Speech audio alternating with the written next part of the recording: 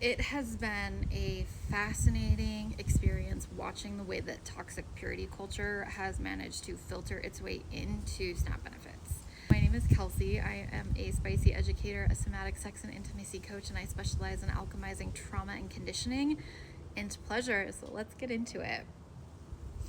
Part of toxic purity culture, when we talk about religious programming and conditioning, right, is the people that benefit the most, that would be at like the top of this hierarchy, can't police everybody. They can't control everybody, right? And so part of what they do is it's within the policing of each other. It's within the tattletelling on each other. It's within the like shaming each other, right? That program really holds firm.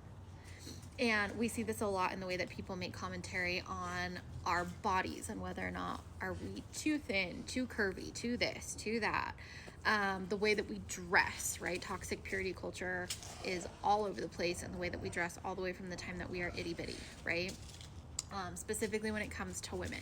Now we're seeing this come through when it comes to SNAP benefits, and we are in the space of people mocking and wanting to dictate and wanting to police how other people are using these SNAP benefits, right? And these small, simple ways that people may receive pleasure from just an extra treat, right?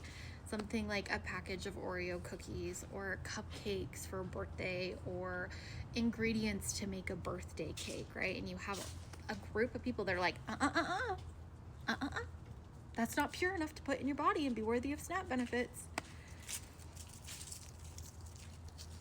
If that is the most that people are allowed to really experience joy, is just in a small cookie or a soda or a cupcake, it's absolutely none of my business if these people are using SNAP benefits to try to create a little bit of joy and a little bit of happiness and a little bit of pleasure within their lives, right?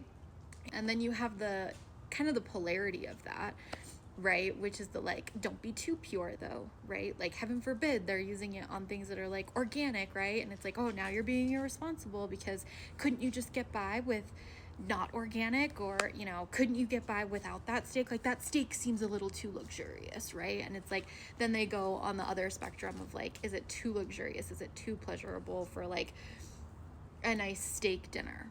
And you've created such a spectrum and such a scale of what you think is acceptable for people to be using these benefits for, when really at the end of the day, like, if we were to actually look at how much like my individual taxes were to go into that, it's probably nothing at all. Like, it's certainly not anything that I'm gonna get my knickers in a twist over on somebody using any, like, are you kidding me? Let's go to the store right now. Like, what do you want? You want a cake? You want a cupcake? Do you want a whole, you know, pack of soda pop? Like, I don't care. I don't care. Can literally pay that out of like my check right now for somebody if that's what brings them joy, right? The other thing that I think is very interesting is like this like kind of lack of awareness on kind of like a calorie density, right? Like, I joke that there was a time in my life that I like ran off of Dr. Pepper and I drank my calories and caffeine because I was in like a workaholic stage. I was not doing well financially.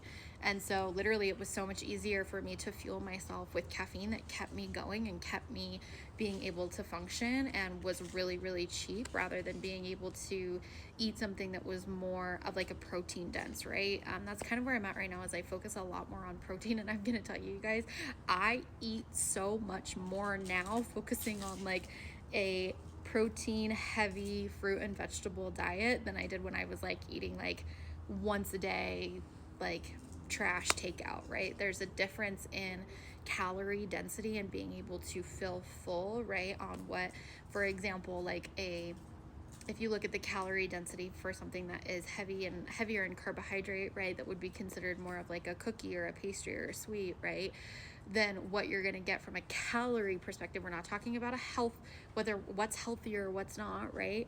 But in the like, I need to like try to feel full. I need to be able to fuel myself to get through the day, especially for people that, if you think about it, are probably working more than one job. if more people would move through the world on, is this really my business, and does this really impact me so unbelievably negatively? And when you look at the bigger picture of things, like, is this is really the fight that you want to pick right now? Like, your moral compass of everything that we are experiencing in the world right now, your moral compass is like, this is the one that I'm gonna like really stand my ground on. Like, be so for real. Be so for real. It's one of the reasons that I am so passionate about doing all of the deconstruction work on breaking down the conditioning, right? Whether you are looking at this from a financial program, right, and being like, my tax dollars, I don't want my tax dollars going to X, Y, and Z, right? Please tell me how much you are actually aware of where every single dollar of your taxes goes to, because with the waste and the inability to actually like audit that, none of us really know where dollar for dollar is going. And I, for one, would rather it go into a child being able to have a cupcake for his birthday than half of the shit that it's getting spent on right now. But you can either say that you're looking at this from a financial construct, right? Or you're operating out of this from a religious construct, which is absolutely like the juxtaposition in that. When I was in, organized religion, it was always about taking care of other people. And it's just so interesting how that just goes whoop, like right out the door, right over their heads, when it actually comes to like putting things into real life practice, right? Into actually embodying that you give a shit about your neighbor, right? That you would give a shit about those that are less fortunate, without there being a condition in order for you to approve that, in order for you to actually follow through with it, right?